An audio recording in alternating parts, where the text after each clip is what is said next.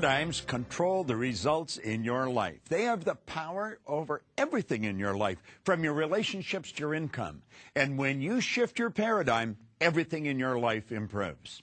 Hello, I'm Bob Proctor, and I want to welcome you to Paradigm Shift, where we are going to teach you how to make quantum leaps in the improvement of the results in your life. Do you know, to do this, we have to get in and talk about the mind, because paradigms, it's all about the mind. If you stop the next 10 people walking down the street and ask them what a paradigm is, they're going to look at you and they're not going to know the answer to it. So you may not know the answer to it, but it's a part of the conditioning in our mind. And to help us in this particular show, we're going to be talking about developing the higher faculties of the mind. Now, when it comes to talking about the mind, we've got to get an image to work with. You see, no one's ever seen the mind, and we think in pictures. If I asked you to think of your automobile, you'd get an image of the automobile on the screen of your mind. If I asked you to think of the refrigerator in your kitchen, you'd get an image of the refrigerator on the screen of your mind. However, when I asked you to think of your mind, what image do you get? You see, most people don't have an image. And unfortunately, when there's no image, there's confusion. When there's confusion, we immediately start thinking of something else. And that's precisely why most people stay stuck. You see, our mind controls our results, and it's our results that we want to change. And if we're going to change the results, we're going to have to change what's going on inside. Now, Dr. Thurman Fleet, back around 1934, was interested in the healing arts, and he said, we're just treating the body. If you're going to have any health, you've got to treat the whole person. So he originated this image of the mind. I've been using it now for 38 years. I have shared this image with people all over the world, and I have been focusing on helping people improve their income. I've watched people going from earning a couple of thousand a year to over $1 million because they understood how to make the necessary changes inside so that they can enjoy the changes outside. Now, do you know, Napoleon Hill was a phenomenal author, and he talked a lot about the mind. He talked a lot about our thinking. He talked a lot about our conscious mind and the way we think. Do you know that there's a thought power flowing into our consciousness, and we can think anything we want, anything. Play with it for a moment. Start to let your mind wander. You can think of the beach. You can think of a lake. You can think of fishing. You can think of golfing. You can think of playing with a child. Just like that, you can change your thoughts and your consciousness. But you know something? That doesn't necessarily change your behavior. You see, your thoughts are in the top half. That's what we refer to as the conscious mind. The subconscious is what's controlling the behavior of your body.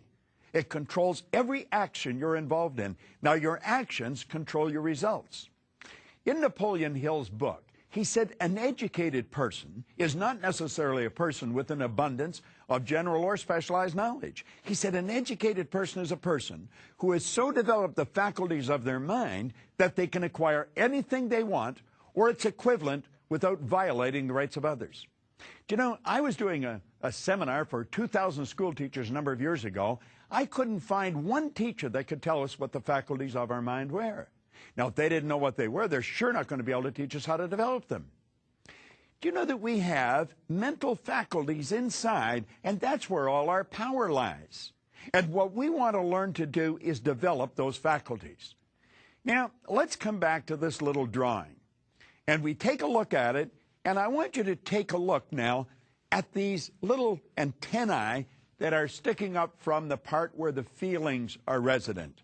Why do we feel the way we feel? We feel the way we feel because of the vibration we're in. See, feelings are a word that we invented to describe our conscious awareness of the vibration we're in. Now, we have sensory factors. We can see, hear, smell, taste, and touch. And do you know that you and I are conditioned to live through those sensory factors? We look at our bank account, and that tells us where we're at financially. We take a look at x-rays or listen to the doctor, and that tells us where we are physically insofar as our health is concerned. But does it really? Why do we do that? Well, we do it because we've been conditioned to do it. As a little child, we were told to listen to what I'm telling you. Well, you look at this. And then we went to school, and what did they do? They give us a sheet of paper that they called a report card. And on that report card were all the marks that we'd achieved on our last exam. And we started to let that report card dictate what kind of person we are. Does it really? Not at all. But that's the idea we're operating with, and that's the idea that's controlling many of our lives. You see, what the report card really did was tell you where your mind was at for a few minutes, maybe 3-4 weeks ago. It has absolutely nothing to do with your potential, and it has absolutely nothing to do with what you're capable of accomplishing in your life. Now, let's take a look at these higher faculties. We have reason, memory, perception, will, intuition, and imagination. And that's really what I want to talk to you about here on Paradigm Shift today. Because as we start to understand these faculties and how they work, we can literally start to take control over our life. Let's take a look at the reasoning factor. What do we do with the reasoning factor? We choose our thoughts. You see, there is a power that flows to and through us. And as that power is flowing into our consciousness, we can make anything out of it we want. That is really where all creation starts in our life. You can think anything you want. As a matter of fact, that's where your freedom comes in. You know, Viktor Frankl, a Viennese psychiatrist, a Jewish psychiatrist, that spent the war years in a camp, he said that while he was in that camp, regardless of the intellectual or physical abuse he was subjected to, no one could cause him to think something he didn't want to think. Our reasoning factor is the mental tool that we think with. Now, do you know, all the great leaders all down through history have all been in complete and unanimous agreement that we become what we think about. What do you think about? Do you want to know what you're thinking about most of the time? Take a look at the results you're getting. That'll tell you exactly what's going on inside. Do you know, the sad truth is most people don't think. I had the very good fortune of working with Earl Nightingale for 5 years. He was considered the dean of personal motivation. He was an incredible human being. He and Lloyd Conant really had an impact on my life. But Earl used to say if most people said what they were thinking, they would be speechless. Now, you may laugh at that, but think about it for a few minutes. Dr. Ken McFarland, he said 2% of the people think, 3% think they think, and 95% would actually rather die than think. Henry Ford one time pointed out that thinking is the hardest work there is, which is the probable reason so few people engage in it. Now you say, well, everybody thinks. No, the truth is hardly anyone thinks. Stand back and watch people's behavior. Just study their behavior. And you know something? You're going to quickly realize they'd never do what they were doing if they were thinking. Or listen to their conversation. They'd never say what they were saying if they were thinking. The truth is, most people don't think. Well, how do they function? Well, they've tricked themselves into believing that mental activity is thinking. They're just letting whatever's going on outside of them control what's going on inside. Now, that's rather sad, but it's true. Now, go to the next one, memory. Do you know the average individual wanders around their whole life saying, I've got a terrible memory, I've got a terrible memory. I remember one time I was working with Harry Lorraine. Harry flew in from New York to Toronto. He picked up a Newsweek magazine, published every week. When he got to Toronto, it was a recent magazine that day. When he got to Toronto, he gave it to someone and asked them to cut the spine off it and go and duplicate all the pages. Now, on each page, he had taken the number of a page with black marker in big letters and rewritten the number of the page. There was around 3,000 people at that conference. Everyone was given a page. And you know, you could stand up during his presentation and you could yell out, page 26, and start reading. And wherever you stopped, he would continue.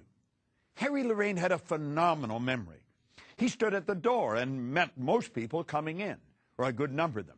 And when he started, he asked them, he said, if anybody was at the door, if I met you, stand up for a few moments. He not only told everybody what their name was, if it was a difficult name to pronounce, he would spell it. Harry had a phenomenal memory. Now, you know, I remember asking Harry one time, I said, Harry, how long do you remember something? He said, till I want to forget it. You see, the truth is there's no such thing as a bad memory. There's only weak memories.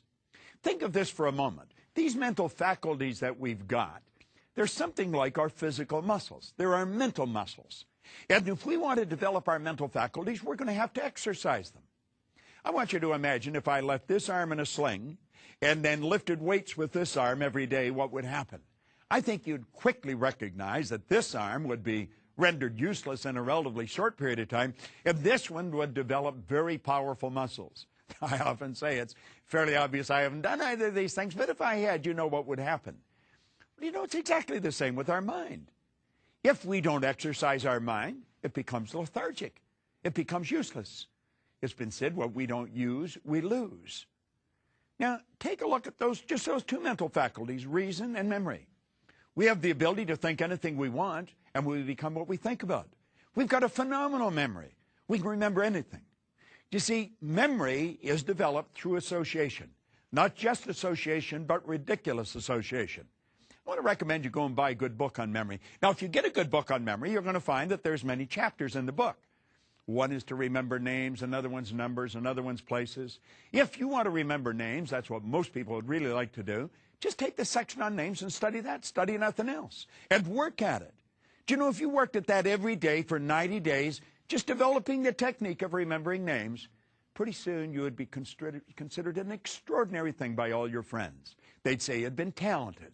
They'd say you've been born with a photographic memory. The truth is you haven't. Not any more than I have or anybody else. So as you work at this, everything in your life is going to change. Now let's take it then a look at the next mental faculty, is perception. What are we talking about here? We're talking about our point of view. We're talking about how we look at a situation. You'll often see two people in total opposition, and they both think they're right. The truth is they both are right. Do you know, I have a book that I hold up in a seminar. It's Think and Grow Rich by Napoleon Hill. I've been carrying this book with me since 1963. And on the one side, it's a black leather cover on the book. On the one side, it says Think and Grow Rich in gold stamping. Gold's almost worn off now, but it is there. On the other side, there's nothing. Now, I will frequently stand in front of a person and hold that book up. They're staring at it. All they can see is what's on the cover of the book. And then I look at the person and I say, I'm going to tell you there's nothing printed on the cover of that book. Am I right or wrong? And they'll immediately say I'm wrong. Now, I said, if I insist that there's nothing on the cover of the book, what have I done? I have drawn your conscious attention to what is printed on the cover of the book. You see, I am causing you to focus on what is in front of you. I'm not causing you to look at it from my point of view. I'm causing you to look at it from your point of view. And they'll insist that I'm wrong. And then I turn the book around. Well, they don't want to let go of the fact I'm wrong, but I said there's nothing on the book. And there's nothing on the book where I was looking at. What was I doing? I was looking at the opposite side of the same thing. We're both looking at the book. Now, I point out there's two sides to the book. And since that person's facing me or I'm facing them, what I consider the right side of the book, they'll consider the left side. What I consider the left, they consider the right. Think of this. This whole universe operates by law.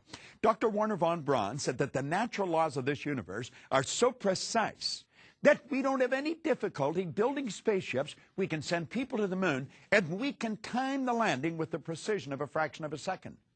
One of these laws is the law of polarity. The law of polarity decrees that everything has an opposite. It's the flip side to the coin, the right side to the book, the left side, the front, the back. Well, you might consider this the next time you disagree with someone. And you might be saying they're wrong. They're right from their point of view. It might not be taking them where they want to go, but their point of view is still just as every bit as accurate and as right as yours. So you see, it's not what we're looking at, it's how we're looking at it. You know, until I was 26 years old, I looked at the side of me that wasn't capable of doing anything. I never accomplished anything. Nothing. I failed at almost everything I ever did. School, I went into the Navy, I went in an ordinary seaman, come out an able seaman. Then I went to work in factories and bars, and I was sitting in a fire hall when I picked up Napoleon Hill's book. And I started to study it. And that got me to think. I started to use my higher faculties. And I stopped, and I used to think, wonder what I am capable of doing. You see, what I was doing, I was looking at the downside of my life. I wasn't looking at the upside. I was looking at the things I had done wrong. I wasn't looking at my potential. And you know, that book caused me to totally shift my perception of who I was and what I was. I started to understand some of these higher faculties, and my whole life began to change. Do you know, I went from earning $4,000 a year in 1 year to $175,000. Then it went over $1 million. I have shared these ideas with people all over the world for the past 38 years. I am firmly convinced I can show anyone how to become a millionaire simply by shifting their paradigm. And if you're going to shift your paradigm, you're going to have to learn how to use these higher faculties. Now take a look at the next mental faculty, is the will. The will is a marvelous tool. The will gives us the ability to concentrate. You see, I mentioned earlier that there's a power that flows to and through us. And as it flows through us, we give it direction. Do you know, the will to the mind is something like what a magnifying glass is to the sun. I can hold a magnifying glass, and I did when I was a child, and you probably did too, and we could cause the sun to focus. We would marshal that energy and bring it to a white-hot bead, possibly on a piece of paper, maybe leaves, sometimes on ourselves. And what did we do? We started to fire with it. We took the heat of the energy, focused it, brought it to a white-hot bead. Well, you know, that's what the mind does with the will. The will gives us the ability to take an idea and hold that idea and zero right in on something. You're going to find that all top salespeople have a highly evolved will. All top leaders have a highly evolved will. You see, it's the will that gives us the ability to focus. Think of this for a moment. Remember, we have those sensory factors. We can see, hear, smell, taste, touch. Well, they're forever picking up information from outside. All of nature's creatures respond to outside stimuli. Well, the will picks up information from outside, and it scatters our brain, literally. So we've got a zillion pictures. Most people have more ideas on the screen of their mind than you'll find in an encyclopedia in a matter of a minute or two. But the person who has a highly evolved will, they think, they build an image, and they focus on that image. And they're the people that really make things happen. It's the salesperson that focuses on the sale. It's the leader that focuses on the objective. You know, I've got a couple of statues of Napoleon in my home. And I've got him there for a couple of reasons. I don't think he was a particularly nice guy, but he was a very powerful leader. One of his biographers called him organized victory. Another one said he had immense capacity for sustained concentration. You know, one of his biographers quoted him. He said, "I see only the objective, the obstacle must give way." Well, Napoleon had a highly evolved will. Now let's move on to the next one, intuition. You know, we talk about a woman's intuition. Women don't have any more intuition than men do. Intuition is a mental faculty. You'll often hear people refer to it as a sixth sense.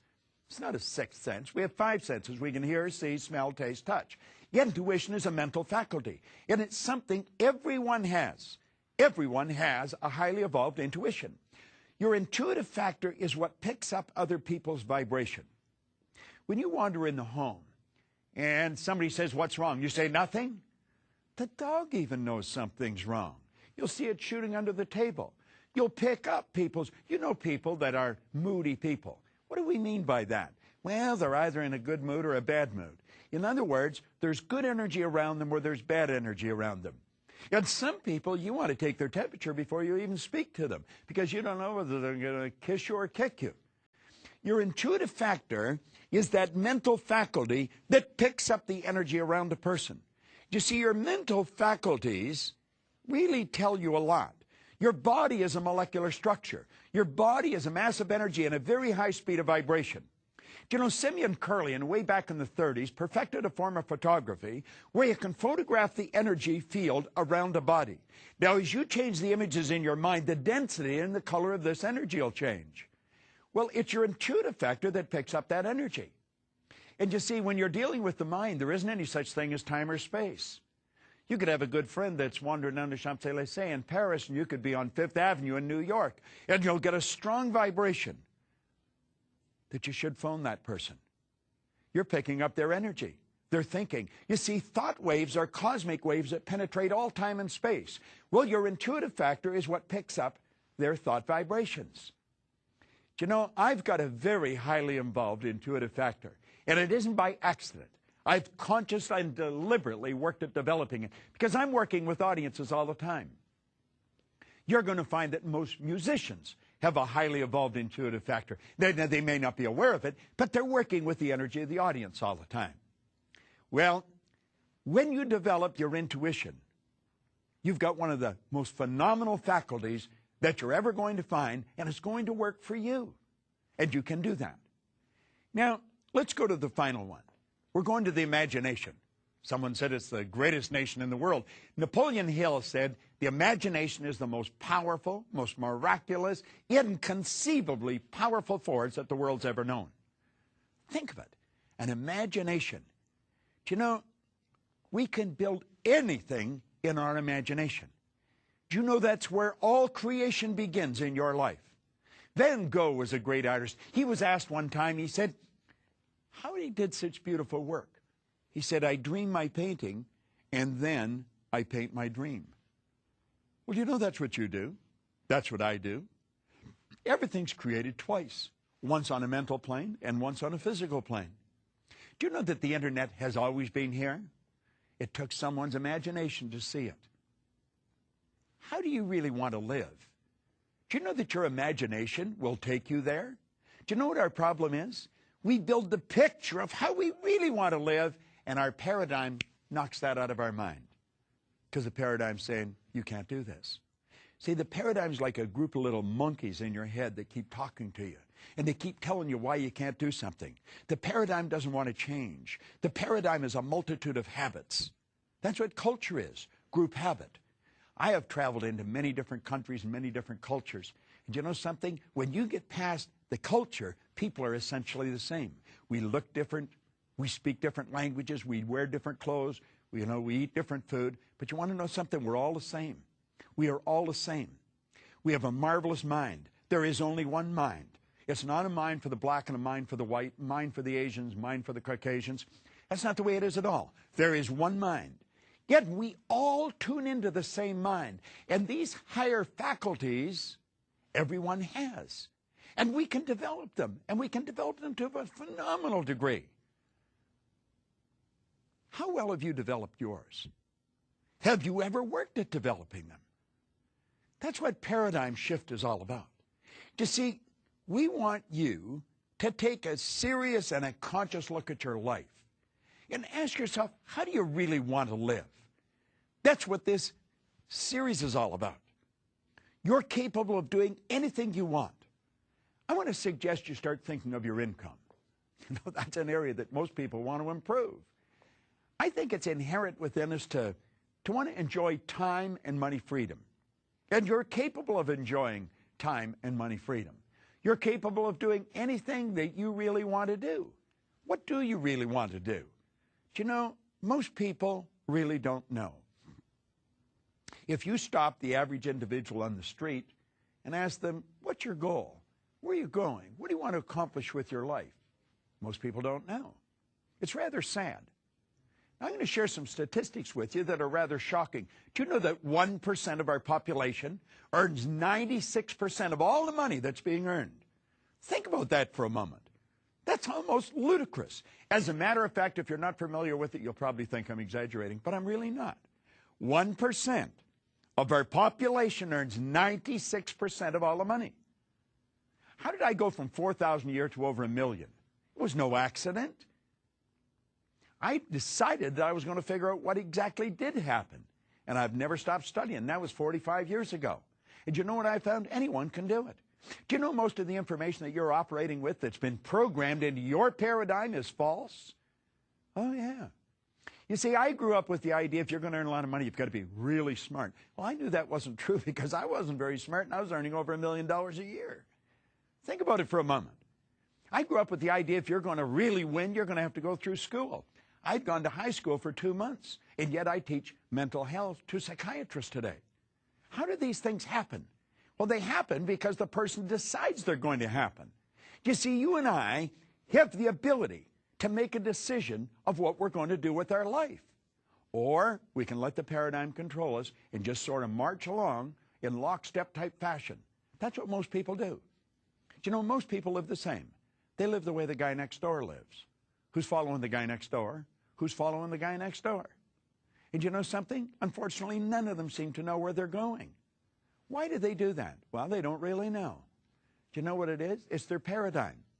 Go into a welfare area, and you know something? Almost all welfare recipients are third, fifth, and sixth generation welfare recipients. Do you know, no one ever went through school in our family.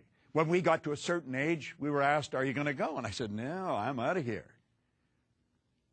And as I started to study this material before I had any children, I just changed one question. I didn't ask them if they were going to go. I asked them where they were going to go. And they've all gone through school. Now, do you know, you have the ability, through a decision, of changing your life. I'm going to ask you to stop and ask yourself, what are you going to do with your life? Do you know? Have you got it written out in a clear, concise statement? Do you know what your purpose is? Do you have a vision? Do you know what your goal is? Now, in this series, we cover all these different points. You're not going to learn how to make a paradigm shift here in 30 minutes.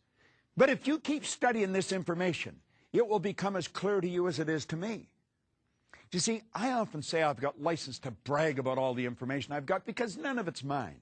I have just been absolutely fascinated with why you and I do what we do, why we don't do many of the things we want to do. I decided a long time ago that I was going to be in control of my life. No one else was. And then I took a look at a globe one day, and I thought, you know, this world isn't that big. As a matter of fact, the world's shrinking. And I decided I want my company to span the world. And today I have offices all around the world. I'm doing exactly what I decided to do. And you know something? When I decided, I had absolutely no idea of how I was going to do it. That's part of our paradigm. The paradigm we get hung up on how. Do you remember when you were just a little child? That's really when the conditioning was really moving into high gear. And you come and said, Mommy and Daddy, I want to do so-and-so. And they say, how are you going to do that? And because you didn't know how, they discouraged you. Where are you going to get the money? And because you didn't know where it was going to come, they discouraged you. I heard a beautiful answer one time when a person was asked where all the money was going to come from. He said, wherever it is right now. You see, you can attract it to you. You can attract it to you in enormous quantities. Now, this is about all we have time for today, but remember, there's no shortcuts in life. There really isn't. However, I have found that you can make quantum leaps through the transference of information and experience. And you know, that's what this channel is all about. That's what these programs are all about. And that's specifically what the paradigm shift is all about. So I'm going to ask you to join me again in the next show, and I'm going to dig into this a little deeper.